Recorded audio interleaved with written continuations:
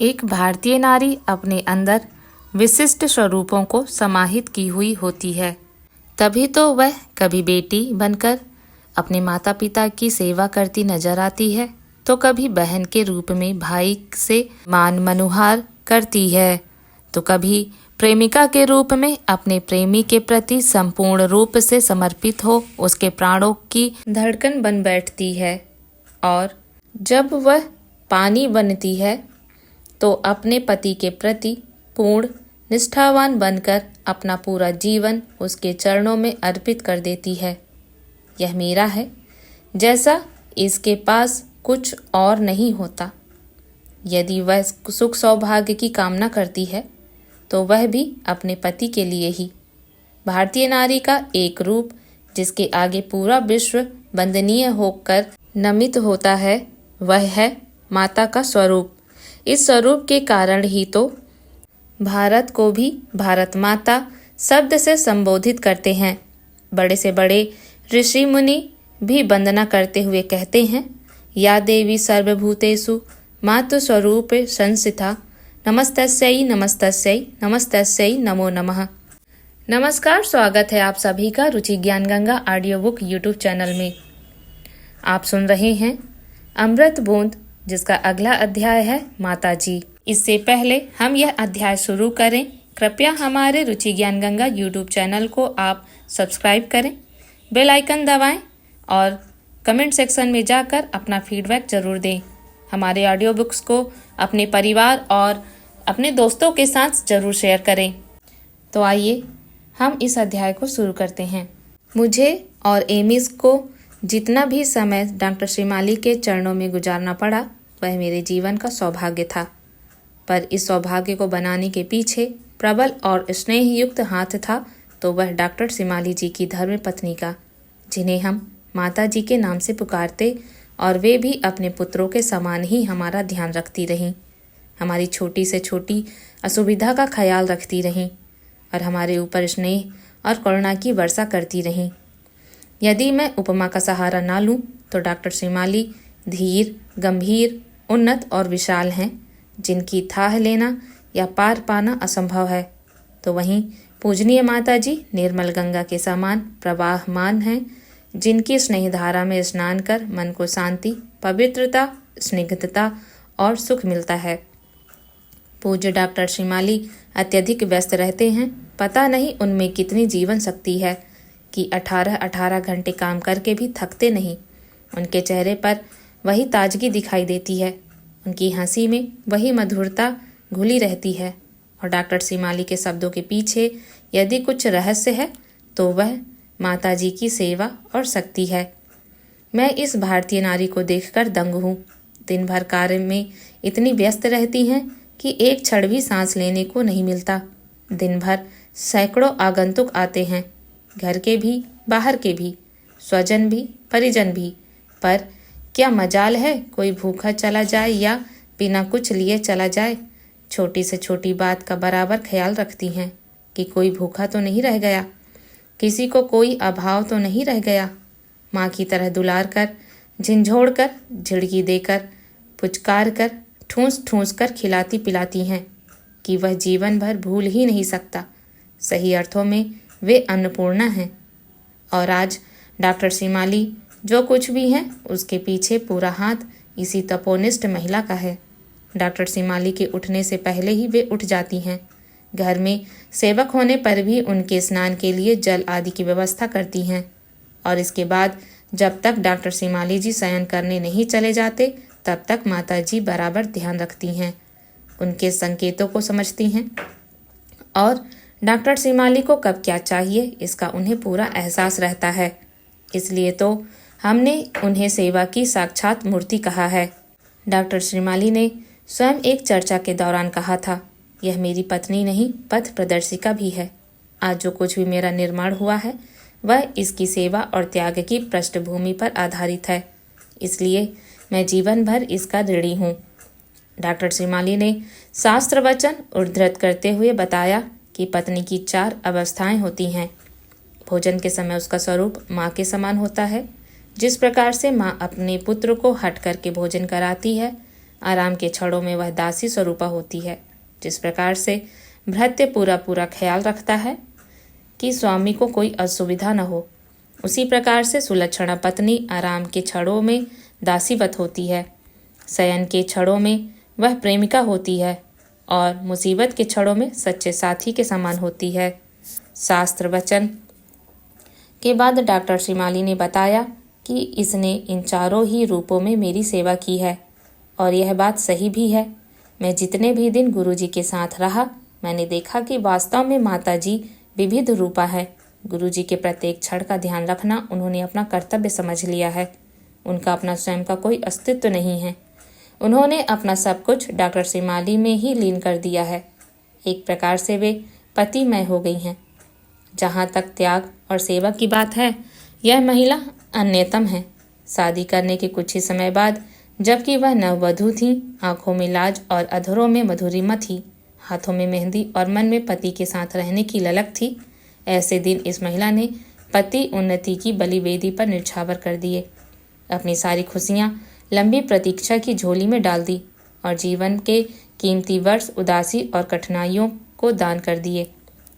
Doctor Shrimali ने एक बार उन क्षणों को याद करते हुए कहा था, संन्यासवत जीवन जीने के लिए मुझे कहते हुए झिझक हो रही थी, पर जब इस महिला को ज्ञात हुआ तो इसने सहर्ष स्वीकृति दे दी।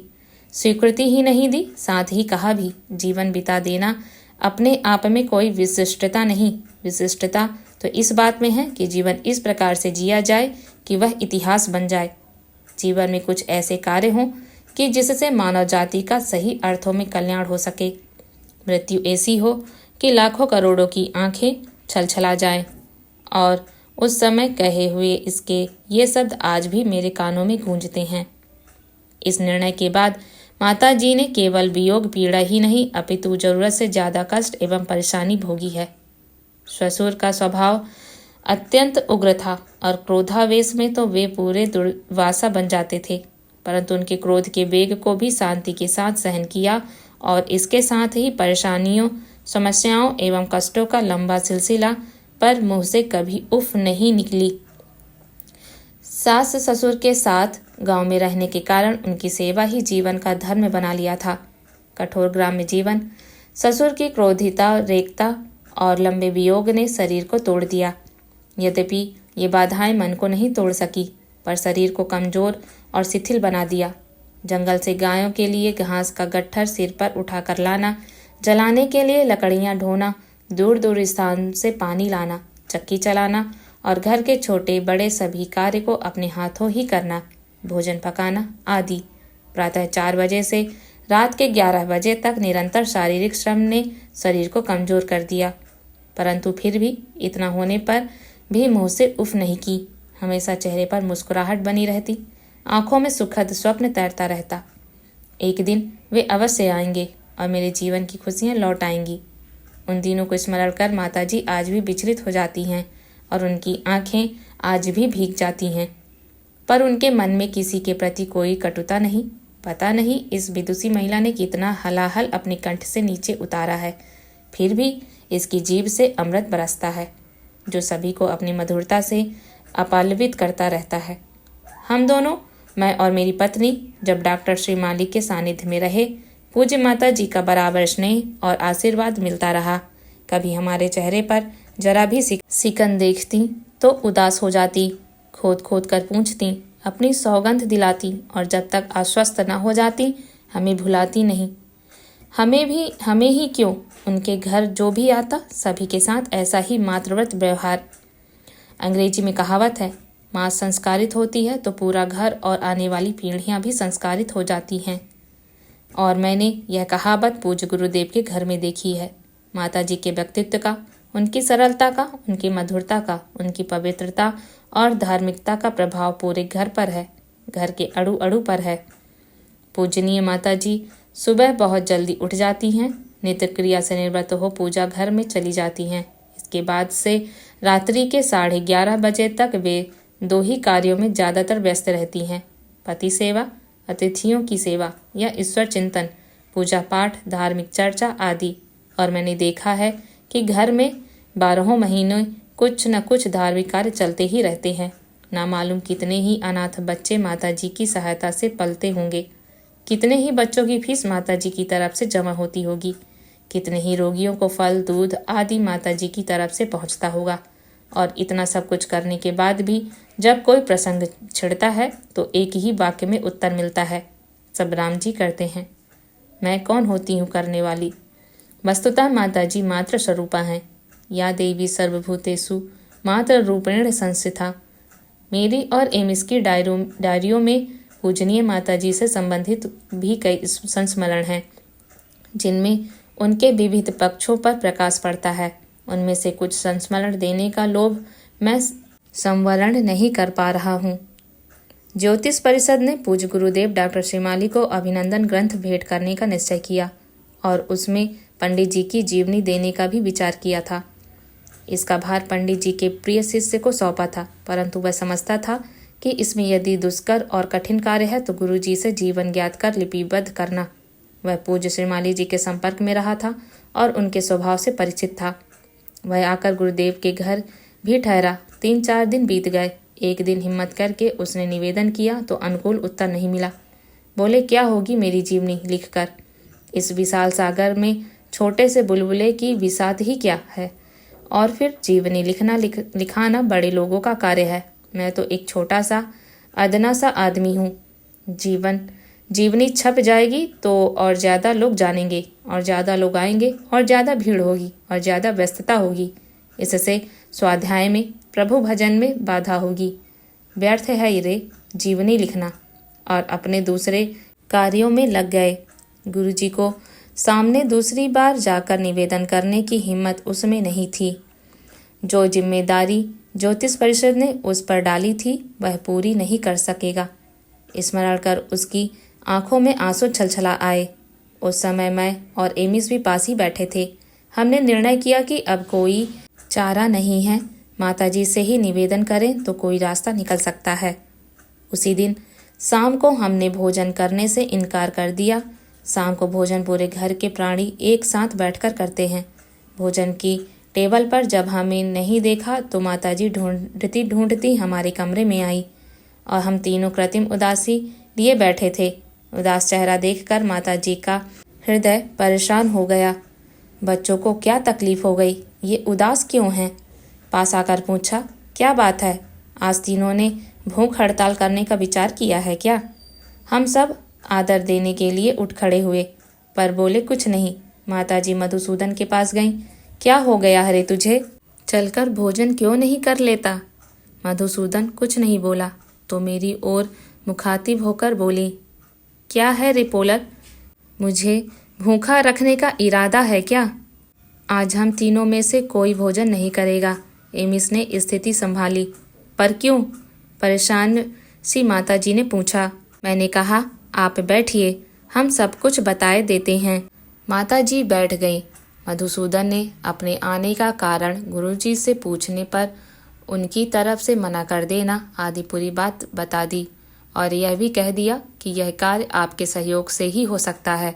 यदि आप यह कार्य संपन्न करवा देने का वायदा करें तो हम भोजन करेंगे, अन्यथा आज से भूख हड़ताल ही समझें। माताजी 2 मिनट तक सोचती रहीं, फिर उठकर हंस पड़ी। तो तुम सबने प्लानिंग कर लिया है मुझे हथियार बनाने का? हम में से कोई नहीं बोला। अच्छा बाबा, चलकर भोजन तो कर लो, मैं गुरुजी से कहकर तुम्हारा कार्य करवा दूंगी। बस हम लोगों की विजय हो चुकी थी। गुरुजी भोजन के लिए तैयार बैठे इंतजार कर रहे थे, माताजी का और हम सब का। बोले, क्या बात है, क्या मंत्रणा करके आए हो तुम सब? फिर पत्नी को संबोधित कर बोले, इस मधुसूदन की बातों में मत आ जाना तू। ये तो भोजन ही नहीं कर रहे थे, बड़ी मुश्किल से मना कर लाई हूँ। मैंने तो वायदा कर लिया है इनसे। किस बात का? आपको भोजन के बाद आराम करते समय का 1 घंटा इनको दान देना ही पड़ेगा और उस 1 घंटे में ये छोकरे जो भी पूछेंगे आपको उत्तर देना ही पड़ेगा। गुरुजी 2 क्षण तो बोले नहीं, फिर कहा, अच्छा भाई। और पूरा माहौल हंसी, आनंद और उमंग के वातावरण में भीग गया। एक बार एमिस को ज्वर चढ़ाया। डॉक्टर आया और देख गया। बोला, कोई विशेष चिंता की बात नहीं है, पर माताजी को चैन कहाँ था। सिराहने बैठी रहीं। यद्यपि घर के अन्य कार्य किए, पर बेमन प्राण एमिस में अटके हुए थे। कभी चाय बनाकर लाती तो कभी दवा पिलाती। एमिस कहती, माताजी केवल बुखार है, इसमें इतनी चिंता करने की क्या जरूरत है। पर माँ का हृदय घर में सेवक होते हुए भी उसकी सेवा शुश्रूषा का भार स्वयं उठाए चलती। रात को हम सो गए, पर उनकी आंखों में नींद कहाँ। जब तक वह ठीक न हो गई और सबके साथ टेबल पर भोजन करने न बैठ गई, तब तक वे बराबर उसके कार्य में लगी रहीं। एमिस आज भी कहती है, माँ का स्वरूप तो जोधपुर में देखा है। मेरी सच्ची माँ तो जोधपुर में है और आज भी संस्मरण कर उसकी आंखों की कोरें भीग जाती हैं। एक दिन बातचीत के प्रसंग में गुरुजी ने कहा, प्राणमय कोष को जागृत करने के लिए अन्नमय कोष का कम से कम सहारा लेना चाहिए, अतः भोजन कम करना चाहिए। ज़्यादा भोजन से आलस्य और अकर्मण्यता आती है। भोजन तो केवल शरीर को चलायमान रखने का साधन मात्र है। भोजन में स्वाद लेना लक्ष्य की तरफ से हटना है। मैंने दूसरे दिन से भोजन की मात्रा कम कर दी। उस दिन तो चल गया, पर दूसरे ही दिन माँ ताड़ गई। बोली, क्या बात है, भोजन में कमी कैसे हो रही है। एमिस बोली, ये गुरुजी के उपदेशों पर चल रहे हैं। गुरुजी ने कहा, भोजन की मात्रा जितनी कम हो उतना ही ठीक रहेगा। थोड़ी देर बाद जब गुरुजी उधर से निकले, माँ जी बोली, यह आप बच्चों को उल्टा सीधा क्या पढ़ाने लग गए हैं, मार डालेंगे क्या ही नहीं। और कहते कहते 2 रोटियां और मेरी थाली में डाल दी, और जब तक मैंने खा नहीं ली तब तक हटी नहीं। बोली, ये तो आधे साधु हैं और आधे गृहस्थ, पर तुम तो पूरे गृहस्थ हो। गृहस्थों की तो उपासना ही खाना और ठूस ठूस कर खाना ही है। कहते कहते खिलखिलाकर हंस पड़ी। कितनी मोहक, मधुर, शांत और पवित्र हंसी है माँ की। माताजी अपने नित्य के कार्यक्रम में लगी हुई थीं। घर का सारा कार्य उसी तरीके से चल रहा था जिस प्रकार नित्य चलता है। 3 बजे तक वे कार्य से निवृत्त हुई। नित्य नियमानुसार 4 बजे चाय बनती है। चाय बनी, पर माताजी कमरे में सो रही थीं। दिन को और माताजी का शयन कुछ अटपटा सा लगा। एमिस ने देखा तो बुखार था। सिर पर पट्टी भी भट्टी की तरह जल रहा था। आंखें लाल हो गई थीं। थर्मामीटर से देखा तो बुखार 103 से ऊपर था। कब से बुखार है? कल रात से ही है, संक्षिप्त उत्तर मिला। तो आपने बताया नहीं और दिन को भी कार्य करती रही आप। बताती तो तुम बच्चे लोग चिंता करते। मेरी वजह से तुम्हें कष्ट, परेशानी या चिंता हो, क्या ऐसा उचित होता? बुखार होने पर भी उठी, हम लोगों के साथ चाय ली। दर्द को मन में ही मन छुपाए रखा और सहन करना कोई माताजी से सीखे। महीने में लगभग 20 दिनों तक तो उनके व्रत, उपवास आदि चलते रहते हैं। एकादशी, पूर्णिमा, अमावस्या, प्रदोष आदि कई व्रत के दिन कुछ भी नहीं खाती, निराहार रहती हैं। एक दिन मैंने पूछा, माताजी इतने अधिक व्रत रखने से क्या फायदा, भूखे रहने से क्या लाभ? बोली, इसलिए कि तुम्हें भरपेट भोजन मिलता रहे, आनंद मिलता रहे और आनंद में क्षण व्यतीत हो सके। छोटी सी बात पर कितनी गहरी, कितनी सारगर्भित है।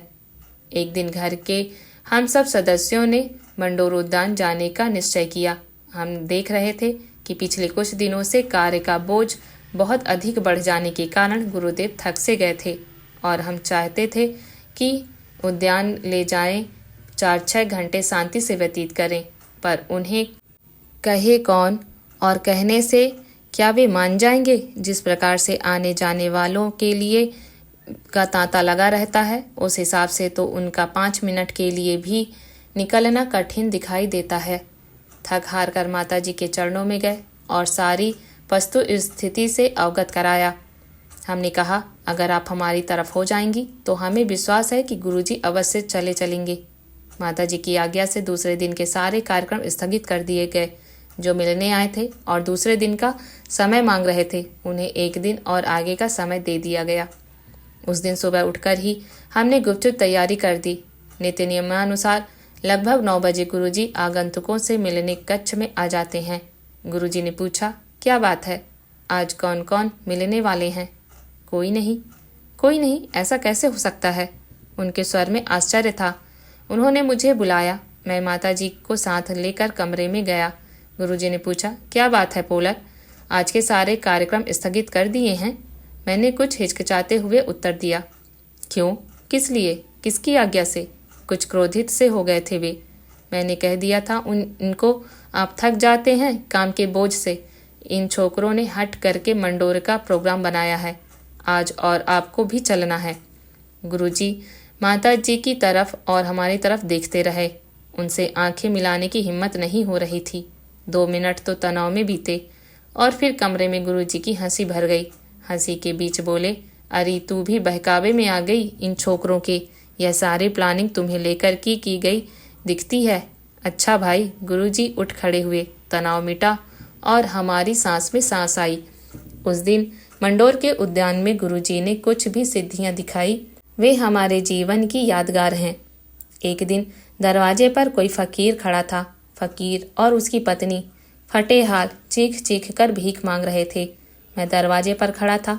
संस्कार बस उन्हें दुत्कार दिया। शर्म नहीं आती भीख मांगते? हट्टे कट्टे हो, कुछ मेहनत मजदूरी करो। तभी माता जी उधर से निकली। बोली, क्या बात है पोलर, क्यों फटकार रहा है इनको? माँ जी, देखता नहीं कि कितनी सर्दी है? और इन फटे कपड़ों में अंदर से लाकर अपनी एक साड़ी उसको देते हुए बोली, ले बिटिया पहन ले। लज्जा ढकने का वस्त्र तो सही सलामत होना ही चाहिए। और सेवक को बुलाकर भोजन दिया। तब वहां से हटी। उनकी गरीबी की विवशता देखकर माँ जी की आंखें डबडबा आई थीं। कितना दर्द है माँ के हृदय में, यह मैंने उस दिन जाना। सैकड़ों संस्मरण हैं, सैकड़ों घटनाएं हैं। आज भी इन पंक्तियों में लिखते समय माँ का स्मरण कर मेरी आंखें झर रही हैं। उनकी कृपा को याद कर पुलकित हो रहा हूँ। उनके स्नेह को स्मरण कर खोसा गया हूँ। काश मैं ऐसी माँ की कोख से जन्म लेता।